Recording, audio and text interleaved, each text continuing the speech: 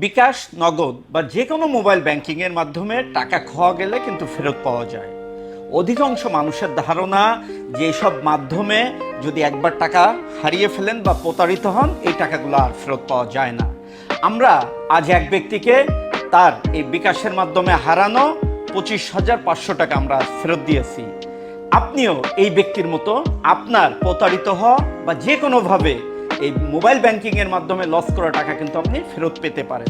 সর্বপ্রথম সাথেই প্রতারকরা যে মোবাইল ব্যাংকিংয়ের মাধ্যম ব্যবহার করে যে নাম্বারে আপনার টাকাগুলো নিয়েছে, সেই নাম্বারের বিরুদ্ধে ওই মোবাইল ব্যাংকিংয়ের কাস্টমার কেয়ারে আপনাকে অভিযোগ করতে হবে।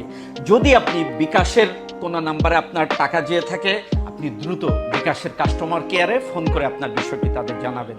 যদি নগদের কোনো নাম্বার ব্যবহার করে আপনার টাকাগুলো নগদের নাম্বারে নিয়ে থাকে, আপনি দ্রুত সময়ের মধ্যে নগদের কাস্টমার কেয়ারে অভিযোগ জানাবেন। আপনি যত দ্রুত অভিযোগ জানাবেন, তত দ্রুত তারাই ওই নাম্বারটির লেনদেন কিন্তু স্থগিত রাখবে। এবার চলে যান সংশ্লিষ্ট থানায়।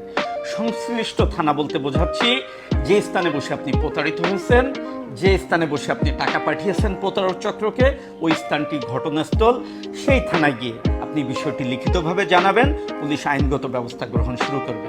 একটা কথা আপনার মনে রাখতে হবে, আপনি টাকা পাঠিয়েছেন একটি দোকান থেকে, এই টাকা কিন্তু এখন ওই দোকানে বসে নেই বা আপনার ঘরে বসে নেই। প্রতারক চক্র কিন্তু টেকনাফ থেকে তেঁতুলিয়ার মধ্যে যে কোনো স্থানে আপনার এই টাকাটা নিয়ে নিয়েছে।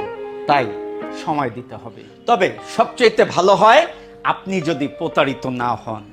একটা কথা সবসময় মাথায় রাখবেন, বিকাশ, নগদ বা কোনো মোবাইল ব্যাংকিং থেকে ফোন করে আপনার কাছে আপনার পাসওয়ার্ড জানতে চাবে না। যদি কেউ ফোন করে এ ধরনের তথ্য জানতে চায়, নিজেকে বিকাশ কর্মকর্তা, নগদের কর্মকর্তা বলে, আপনি মাইন্ডসেট করেন, মাথায় ধরে রাখবেন সে একজন প্রতারক। কিছু একটা তথ্য দিতে পারে, আপনার লাস্ট ট্রানজাকশনের তথ্য দিতে পারে। এটা প্রতারকরা বিভিন্নভাবে সংগ্রহ করতে পারে। আপনাকে বিভিন্ন পুরস্কারের লোভ দেখাতে পারে।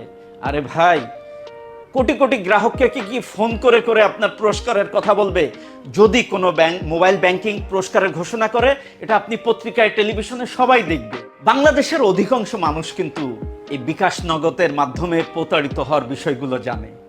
তারপরেও কেন যেন মানুষ এই প্রতারকদের ফাঁদে পড়ে কষ্টার্জিত অর্থগুলো তাদের দিয়ে দিচ্ছে। এভাবে বোকা বানা যাবে না, অর্থগুলো তাদের দেওয়া যাবে না।